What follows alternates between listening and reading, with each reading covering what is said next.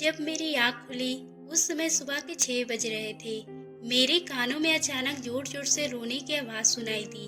मैं बेड से उठी और माँ की तरफ बढ़ी। माँ लगातार रोते जा रही थी।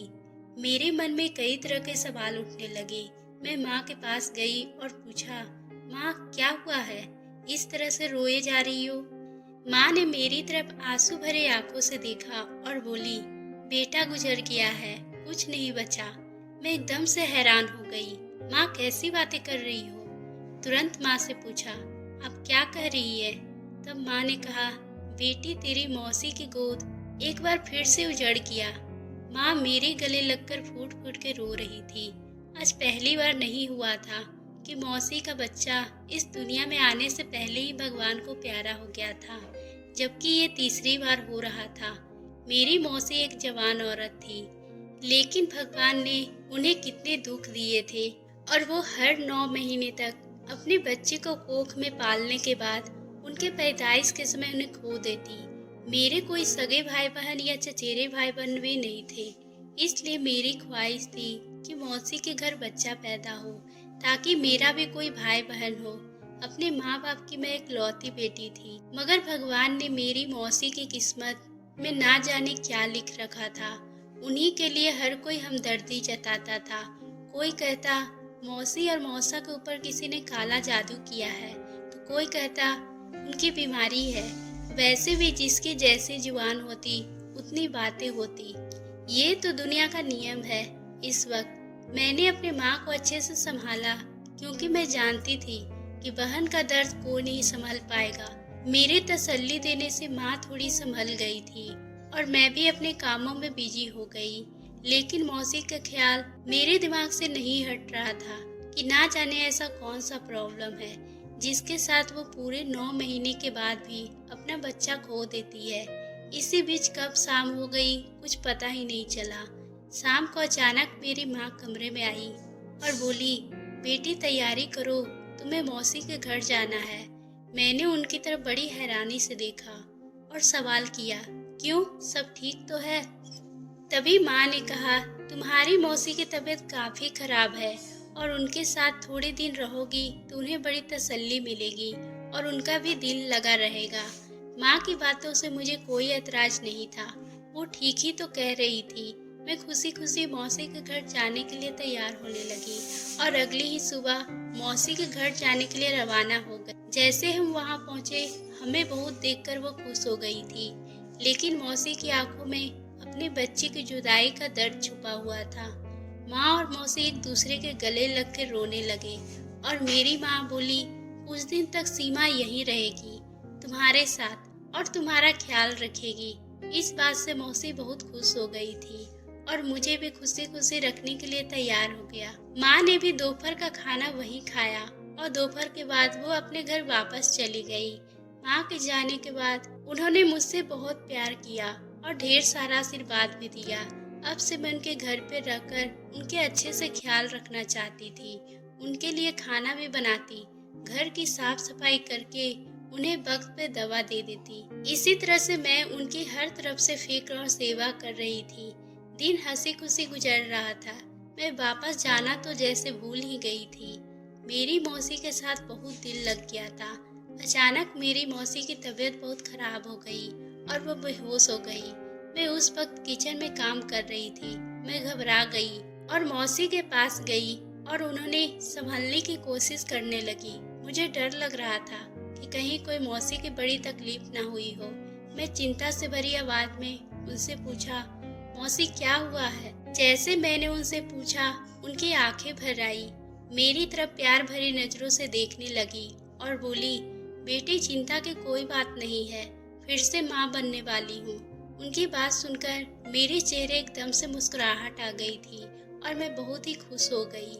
मैंने दिल ही दिल में फैसला कर लिया था कि मैं अपनी मौसी का अच्छे से ख्याल रखूंगी और उनकी इस बार ऐसी कोई गलती नहीं होगी जिसकी वजह से मौसी को किसी तरह की परेशानी का सामना करना पड़े। मैंने थोड़ी देर बाद अपनी माँ को फोन मिला दिया और उन्हें मौसी के दोबारा माँ बनने की खबर सुनाई। माँ इस बात से बहुत ही ज्यादा खुश हुई और मौसी के आशीर्वाद के साथ साथ उनका ख्याल रखना किस तरह से करना है, इसके बारे में वो मुझे समझाने लगी। मैंने माँ की बातों को अच्छे से समझ लिया था। मैं जानती थी कि मौसी पहले भी अपने बच्चे को खो चुकी है, इसलिए अब मुझे उनका बहुत अच्छे से ख्याल रखना था और मैं पहले से ज़्यादा चौकन्नी हो गई थी। मौसी को घर में किसी भी काम को हाथ नहीं लगाने देती, हरदम उनकी सेवा करती, मगर उन्होंने मुझे एक चीज़ से मना कर दिया था।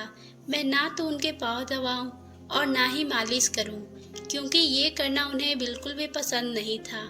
खैर मैं उनकी बात मान गई थी। एक दिन मैं सुबह उठकर मौसी के कमरे में गई तो मैंने देखा, उनसे मेरी आंखें फटी की फटी रह गई। मैंने देखा कि मौसी सामान से भरा बक्सा उठाकर उसे खोलने जा रही थी। मैं एकदम से भागती हुई गई उनके पास और बोली, मौसी आप क्या कर रही है? तब उन्होंने बड़े आराम से जवाब दिया, बेटा तुम्हारे मौसा 2-3 दिन के लिए घर आने वाले हैं, उनके सर्दियों के लिए कपड़े निकाल रही थी।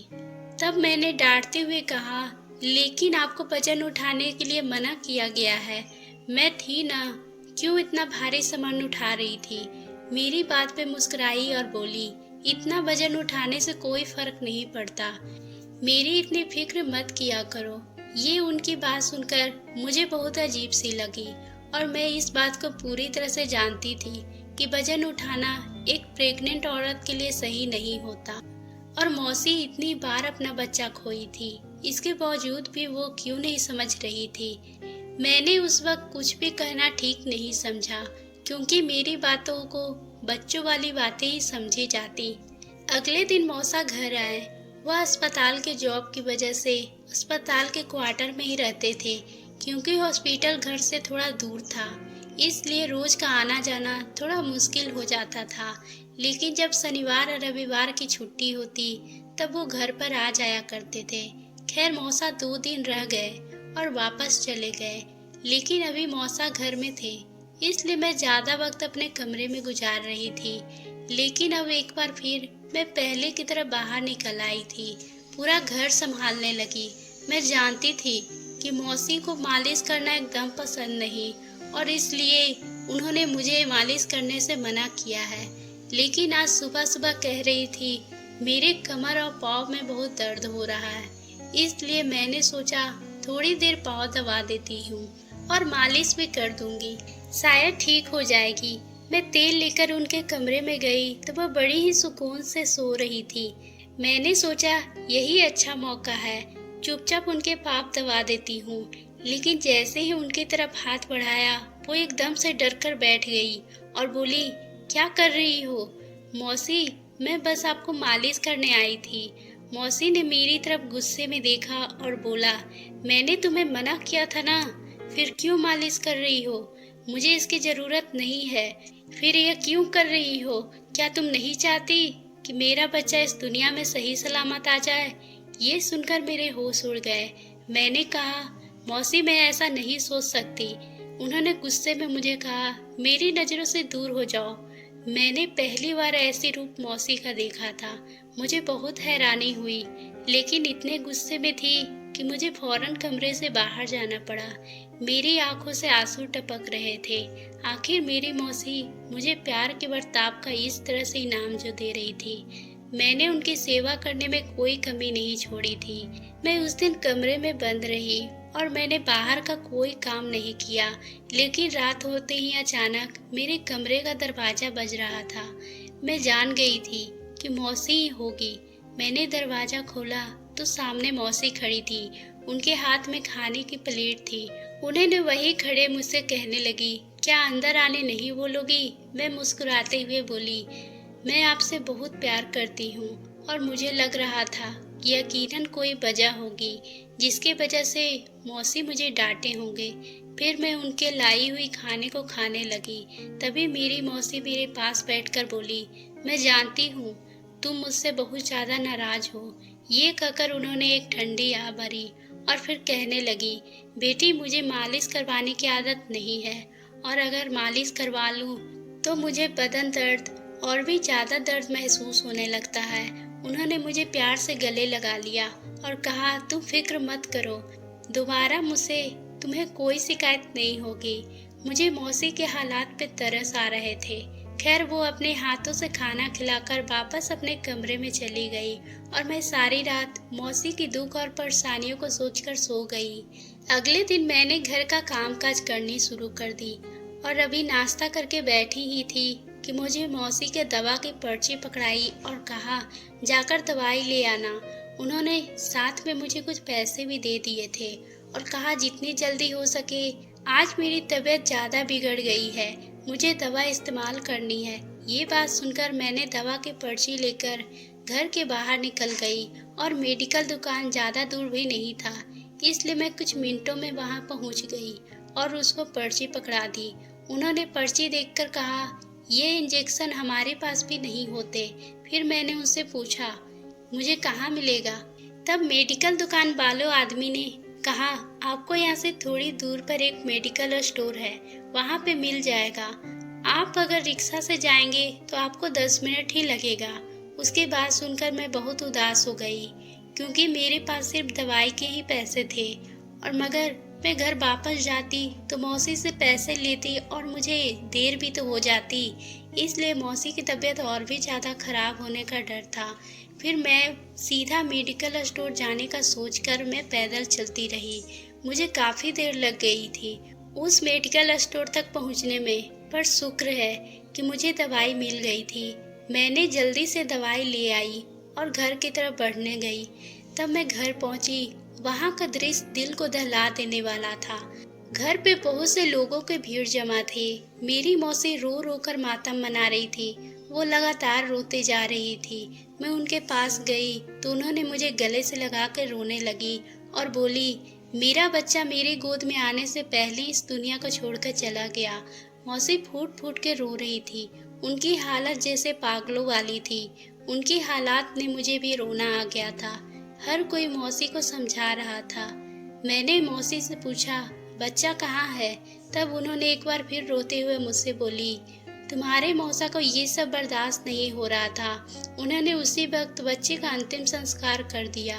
औलाद का दर्द बहुत बड़ा होता है बेटा, हम तो जीते जी मर गए। मौसी अभी तक रोते जा रही थी। अगले ही दिन मौसी की तबीयत थोड़ी खराब हो गई। फिर कुछ ही दिनों बाद इस सदमे से बाहर निकल आई थी। मौसा भी अपने काम पे लौट गए थे। मैं वापस नहीं गई थी क्योंकि माँ ने मौसी दोनों ने फैसला किया था कि अब मैं वहीं पर रहूंगी और फिर से मौसी का ख्याल रखूंगी। मुझे एक दिन मौसी की खबर सुनाई कि वो फिर से माँ बनने वाली है। मैं मौसी की बात पे बहुत ही ज्यादा खुश हो गई थी। मौसी पर इस वक्त कड़ी नजर रखने लगी थी और मौसी के आगे पीछे घूमती रहती। पर एक बात मुझे खटकने लगी थी कि मैं जितना मौसी के करीब जाने की कोशिश करती वह मुझे उतना ही दूर कर दिया करती थी, जो मुझे अजीब सा लग रहा था।